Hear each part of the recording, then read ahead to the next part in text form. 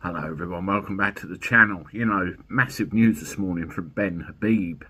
He's come on and announced, I suppose you could call it a party in waiting, because he describes himself as the political leader in waiting of this party, and it's called Advance UK.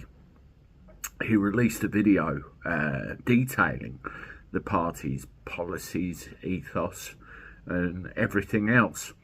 Now, a lot of the words and a lot of the stuff he says, and I suggest you pop over to his Twitter feed because it's all on there for you to have a look at, I agree with. But there's one thing that I have a bit of an issue with, and that's this idea of union or the state of the union.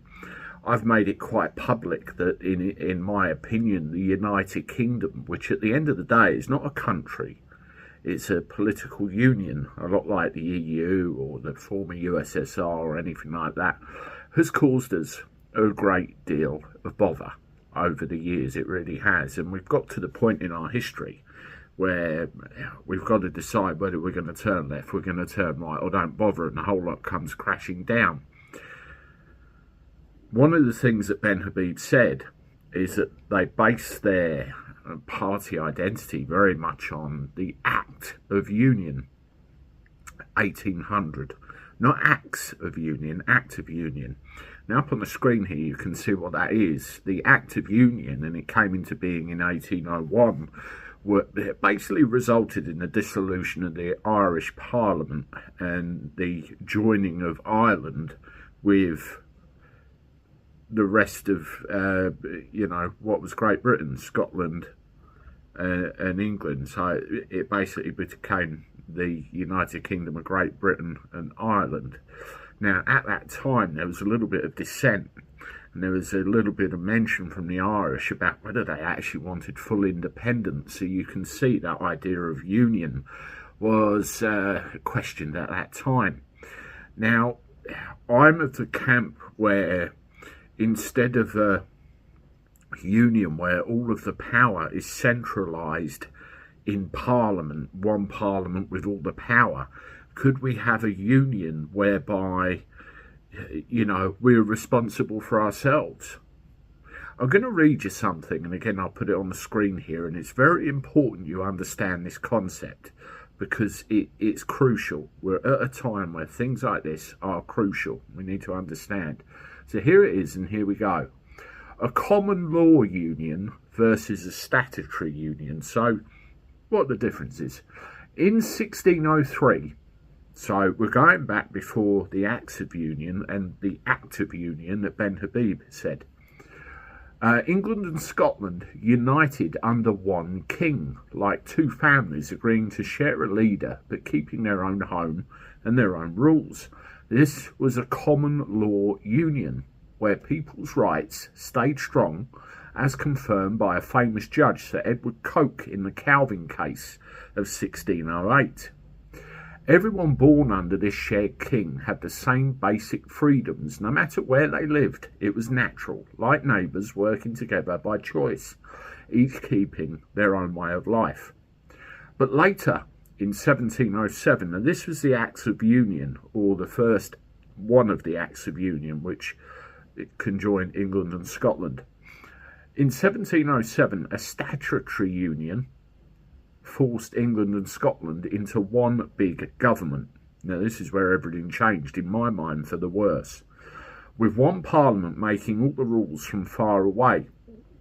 This was like turning those families into a corporation, where a distant boss decided everything, ignoring local traditions. A common law union is about people governing themselves, rooted in fairness and freedom, like a community garden where everyone tends their own plot. A statutory union is unnatural, like a factory where one manager controls it all.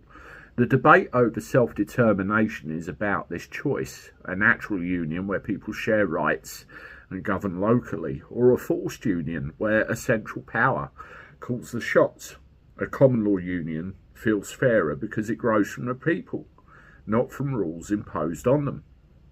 Do you understand this concept? Do you understand the difference between the two. What we have at the moment, all of this obsession over the United Kingdom, Great Britain, is this statutory union where we have one bulk of people in Parliament controlling everybody else, dictating, demanding what's going to happen with everybody else. Whereas a common law union, we take care of ourselves, but we still get on.